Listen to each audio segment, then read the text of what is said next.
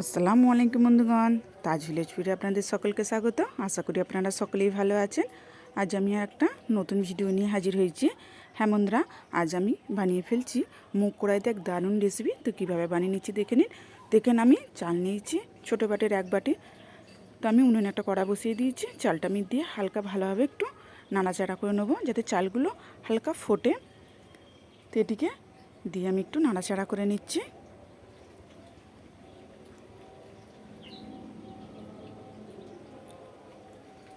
এটিকে নাড়াচাড়া করে নিচ্ছি। দেখুন হালকা চালগুলো ফুটে উঠেছে এক একটা। তো আমি এটি জায়গায় তুলে নেব। তুলে নিয়ে এর মধ্যে আমি পানি দিয়ে দেবো। দিয়ে এটিকে ভালোভাবে ধুয়ে নেব। এটিকে এক সাইডে আমি রেখে দেবো। তারপর ওই কড়াই দিয়ে দেবো মুগ কড়াই।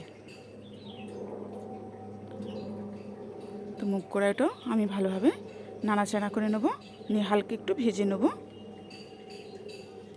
তো মুগ কড়াইটা আমার ভাজা হয়ে গেছে। এটাকে একটা জায়গায় তুলে নিয়ে ভালোভাবে পানি দিয়ে ধুয়ে নেব। তো ওই কড়াতে আমি দিয়ে দিচ্ছি তেল।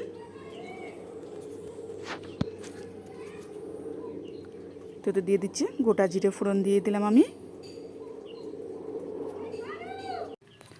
তো এর মধ্যে দিয়ে দেবো আমি দুটো এলাচ আর দারচিনি দিয়ে দিলাম। দিয়ে দিলাম পেঁয়াজ কুচি আর দিয়ে দিচ্ছি টমেটো কুচি আর দিয়ে দিচ্ছি 3-4টা কাঁচা লঙ্কা কুচি। আর আমি এর মধ্যে দিয়ে দেবো আদা রসুন বাটা। দিয়ে সবগুলো ভালোভাবে নাড়াচাড়া করে নেব।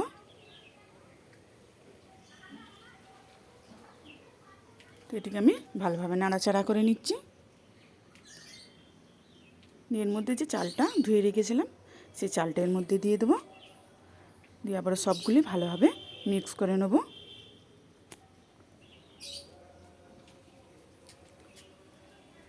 এটিকে ভালোভাবে নাড়াচাড়া করে নিচ্ছি। হ্যাঁ বন্ধুরা, মুগ কড়াই থাকলে এরমভাবে একবার বানিয়ে দেখবেন, তো খুবই অসাধারণ হয়। তা সকলে খুবই পছন্দ করবে খেতে। মুগ কড়াটাও আমি এর মধ্যে দিয়ে দিলাম।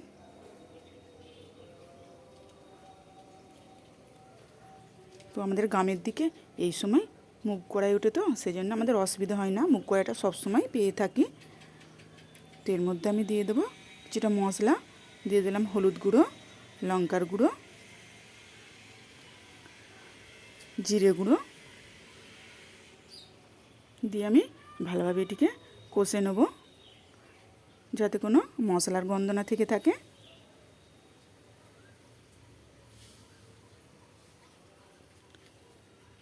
তো একটা দিয়ে দিলাম তেজপাতা।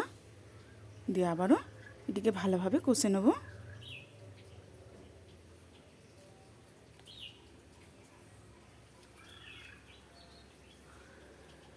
এটি সময় ধরে কষে নিতে হবে। এটি আমার ভালোভাবে কষা হয়ে গেছে। তো এখানে আমি নুন দিয়েছিলাম না, তো এর মধ্যে দিয়ে দিলাম নুনটা দিয়ে আমি আবারও ভালোভাবে একটু নাড়াচাড়া করে নেব।